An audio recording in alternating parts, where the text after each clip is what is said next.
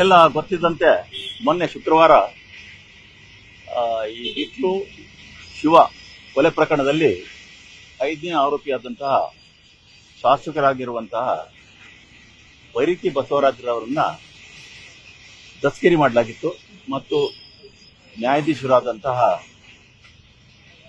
ಶ್ರೀಯುತ KN ಶಿವಕುಮಾರ್ ಅವರ ಸಮಕ್ಷಮ ಅವರ ನ್ಯಾಯಾಲಯದಲ್ಲಿ ಹಾಜರುಪಡಿಸಲಾಗಿತ್ತು.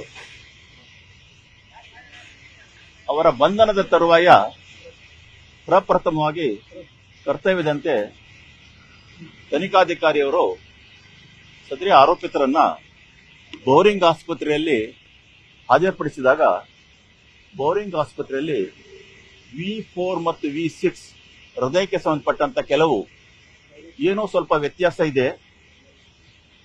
ಈ ಕಾರಣಕ್ಕಾಗಿ ಇಕೋ ವರದಿಗಳನ್ನು ಪರಿಶೀಲಿಸಿ ಅವರು ಸ್ವಲ್ಪ ಹೆಚ್ಚಿನ ಒಂದು ಸಲಹೆಯನ್ನ ತಜ್ಞ ಸಂಸ್ಥೆಯಾದ ಜಯದೇವ ಆಸ್ಪತ್ರೆಯಿಂದ ಪಡ್ಕೊಳ್ಳಿ ಅಂತ ಅವರು ಅದರಲ್ಲಿ ಸರ ಬರೆದಿದ್ರು. ಅದನ್ನ ಗಮನಿಸಿದ ನ್ಯಾಯಾಧೀಶರಂತ ಶ್ರೀ KN ಶಿವಕುಮಾರ್ ಅವರು ಪೊಲೀಸ್ ಕಸ್ಟಡಿಯ ಕೋರಿಕೆ ಇದ್ದಾಗ್ಯೂ ಸಹ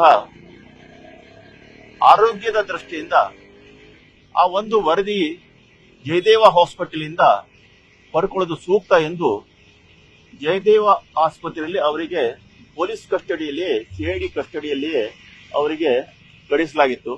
ಆ ಪ್ರಕಾರ ಅಲ್ಲಿ ಕೂಲಂಕುಷವಾಗಿ ಅವರು ಅವರ ಆರೋಗ್ಯವನ್ನು ತಪಾಸಣೆ ಮಾಡಿ ಇಂದು ವರದಿ ನೀಡಿ ಡಿಸ್ಚಾರ್ಜ್ ಮಾಡಿದ್ದಾರೆ.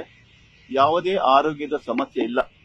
ಬಹುತೇಕ ಎಲ್ಲಾ ಕಡೆಯಲ್ಲೂ ಕಾಲಂಗಳಿಗೆ ಸಂಬಂಧಪಟ್ಟ ಕಾಲಂಗಳಲ್ಲಿ ಹೃದಯಕ್ಕೆ ಸಂಬಂಧಪಟ್ಟಂತೆ ಇರಬಹುದು ಮತ್ತು ಇತರ ಕೆಲವು ಎಲ್ಲನೂ ನಾರ್ಮಲ್ ಅಂತಲೇ ಕೊಟ್ಟಿದ್ದಾರೆ.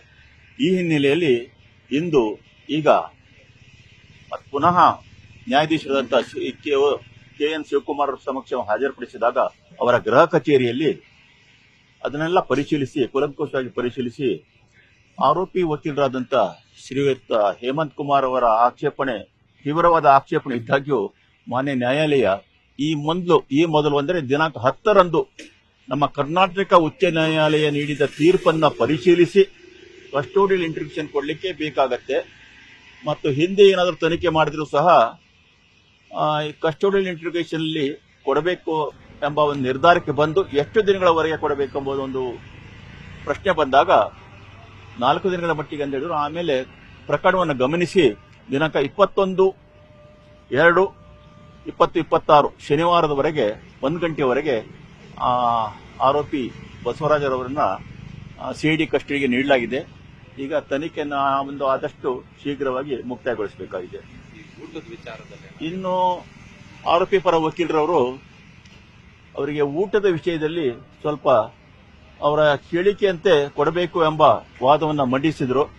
ಮಾನ್ಯ ನ್ಯಾಯಾಲಯ ಈ ಹಂತದಲ್ಲಿ ಈಗ ಜಯದೇವ ಆಸ್ಪತ್ರೆಯಿಂದ ಈಗ ಏನೋ ಕೊಟ್ಟಿದ್ದಾರೆ ವರದಿಯಲ್ಲಿ ಈ ಊಟದ ವಿಚಾರವೂ ಸಹ ಅವರು ಒಂದು ಚಾರ್ಟ್ ಕೊಟ್ಟಿದ್ದಾರೆ. ಆ ಪ್ರಕಾರ ಕೊಡಿ ಮತ್ತು ವಿಶೇಷವಾಗಿ ಅವರಿಗೆ ಇನ್ನು ಮನೆ ಊಟನೋ ಅಥವಾ ಇನ್ನು ವಿಶಿಷ್ಟವಾದ ಊಟವೇ ಬೇಕಂತ ಹೇಳಿದಲ್ಲಿ ಅಗತ್ಯ ಇದ್ದಲ್ಲಿ ಅದು ನ್ಯಾಯಾಲಯದಲ್ಲಿ ನೀವು ಅರ್ಜಿ ಸಲ್ಲಿಸಬೇಕಾಗುತ್ತದೆ ಅಂತ ಹೇಳಿದಾಗ ಅವರ ಇವತ್ತೇ ಗೃಹ ಕಚೇರಿಯಲ್ಲಿ ಅವರಿಗೆ ಊಟದ ವ್ಯವಸ್ಥೆ ಬಗ್ಗೆ ಸೂಕ್ತ ಊಟದ ವ್ಯವಸ್ಥೆ ಬಗ್ಗೆ ಅವರ ಕೋರಿಕೆಯಂತೆ ಸೂಕ್ತ ವ್ಯವಸ್ಥೆ ಬಗ್ಗೆ ಅರ್ಜಿ ಸಲ್ಲಿಸಿದ್ದಾರೆ. ಅದಕ್ಕೆ ಸರ್ಕಾರದ ಪರವಾಗಿ CID ಪರವಾಗಿ ನಾಳೆ ಡಾಕ್ಟರರ ಒಂದು ಅಭಿಪ್ರಾಯ ಪಡ್ಕೊಂಡು ಅದಕ್ಕೆ ತಕರಾರನ್ನು ಸಲ್ಲಿಸಿ ಆಕ್ಷೇಪಣೆಯನ್ನು ಸಲ್ಲಿಸಬೇಕಾಗಿ ಸಲ್ಲಿಸಿ ವಾದ ಮಂಡಿಸಲಾಗುವುದು. ನಿರ್ಭೀತ, ನಿಷ್ಪಕ್ಷಪಾತ, ವಿಶ್ವಾಸಾರ್ಹ ಸುದ್ದಿಗಳಿಗೆ ಮತ್ತೊಂದು ಹೆಸರಾಗಿರೋ ನ್ಯೂಸ್ 18 ಕನ್ನಡ ಈಗ ಆಪ್ನಲ್ಲೂ ಲಭ್ಯ ಇದೆ. ದಯವಿಟ್ಟು ಇಲ್ಲಿರೋ QR ಕೋಡ್ ಅನ್ನು ಸ್ಕ್ಯಾನ್ ಮಾಡಿಕೊಂಡು ಆಪ್ ಡೌನ್ಲೋಡ್ ಮಾಡೋದಕ್ಕೆ ಮರಿಬೇಡಿ.